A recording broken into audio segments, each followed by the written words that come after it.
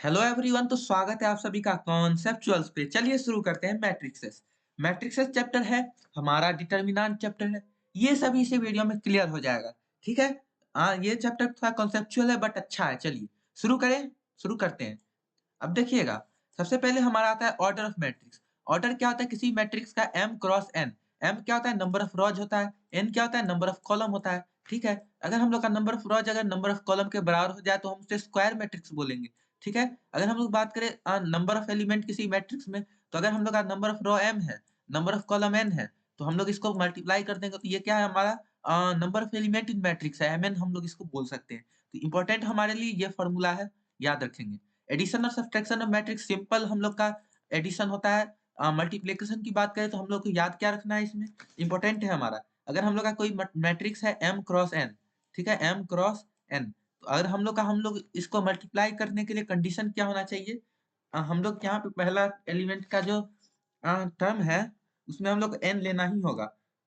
कहने का ये मतलब है कि पहले हम अगर m क्रॉस n का मैट्रिक्स ले रहे हैं तो उसको मल्टीप्लाई करने के लिए n क्रॉस समथिंग का मैट्रिक्स लेना होगा। तो मान लेते हैं हम n क्रॉस p का मैट्रिक्स ले लेते हैं। तो हम लोग का ऑर्डर क्या होगा रिजल्टिंग मल्टीप्लिकेशन मैट्रिक्स का? n cross p, m cross p। तो हम लोग का क्या आ जाएगा यहाँ से? mp। m क्रॉस p क्या हो जाएगा? हम लोग का रिजल्टिंग मैट्रिक्स का ऑर्डर हो जाएगा। चलिए आपसे मिल अब चलिए बात करते हैं नेक्स्ट। अब बात करते हैं ट्रांसपोज ऑफ द मैट्रिक्स। तो एक ट्रांसपोज क्या होता है? जब हम लोग नंबर ऑफ रॉज और नंबर ऑफ कॉलम को उल्टा कर दे, जैसे अभी A B C D F G H I था, हम लोग अब इसको क्या किए हैं? कॉलम से मतलब कॉलम से निकाल के रो में कर रहे हैं कन्वर्ट। ठीक है ना, कुछ इस तरीके से। ठीक है। सिमेट्रिक मैट्रिक्स तब कहेंगे जब ए ट्रांसपोज ए के बराबर हो जाए। ठीक है ना, आप समझ ही गए होंगे। अभी हम आपको दिखा भी देते हैं। ये रहा हम लोग का, मान लीजिए कि मैट्रिक्स। ठीक है ना, यहाँ पे भी ये है हमारा, ये हमारा ए है, ये हमारा बी है, ये हमारा सी है, ये हमारा डी है, ये हमारा ई है, ये हमारा एफ है, ये हमारा जी है, और ये हमारा एच है। ठीक है। ये हमारा आई है। ठीक है। चलिए, तो ये अगर हमारा इसके बराबर हो जाए, ठीक है, उसके बाद यही नहीं ये हमारा इसके बराबर हो जाए, यही नहीं ये हमारा इसके बराबर हो जाए, तो ये हमारा क्या है? सिमेट्रिक मैट्रिक्स है। ठीक है। वहीं अगर हम स्क्यू सिमेट्रिक की बात करें तो ए ट्रांसपोज अगर हमारा माइनस ए के बराबर हो जाए, यानी कि ए आई जे अगर माइनस ए जी आई हो जाए, अभी हम लोग एग्जाम्पल से समझते हैं तब समझ में आएगा। मान लीजिए कि ये हमारा कुछ ए है, ठीक है ना, इसको हम लोग ए मान लेते हैं। ठीक है। ये हमारा बी है, ठीक है ना, ये हमारा बी है। ठीक है। हमने यहाँ पे बी ले लिया, यहाँ पे सी, ठीक है, फिर यहाँ पे डी, फिर यहाँ ई, फिर यहाँ एफ, फिर यहाँ पे एफ ले लिया, जी एच आई। ठीक है। अब देखिएगा, यहाँ पे जब हम लोग यहाँ देखेंगे, इसको इसको क्या करेंगे हम लोग? साइन के साथ उल्टा देखेंगे। डी हम लोग का माइनस बी के बराबर है, जी हम लोग का माइनस सी के बराबर है। ठीक है। इस तरीके का हरकत हो रहा है। एच अगर हम लोग का माइनस एफ के बराबर है। ठीक है ना। चलिए, इसको हम लोग क्या कहेंगे? हमारा स्क्यू सिमेट्रिक मैट्रिक्स है। अब आता है हमारा कुछ और चीज, area of the triangles. Area of the triangle कैसे निकलता है भाई साहब? तो हम लोग का यहाँ पे कुछ इस तरीके से डिटर्मिनेंट को रख देते हैं, हाफ x1 y1 z1 1 1 1। ठीक है ना। इस डिटर्मिनेंट को खोलने आप सभी को शायद आता होगा, इसको हमको बताने की जरूरत नहीं है। ये फॉर्मूला है और हम मान के चल रहे हैं आपको सब कुछ पता है। ठीक है, बस आप रिवाइज कर रहे हैं। ठीक है। एरिया अगर ट्रायंगल का एबीसी है तो हम लोग का एबीसी कोलिनियर है, क्योंकि कोलिनियर कहने का मतलब सेम लाइन पर लाई कर रहे हैं।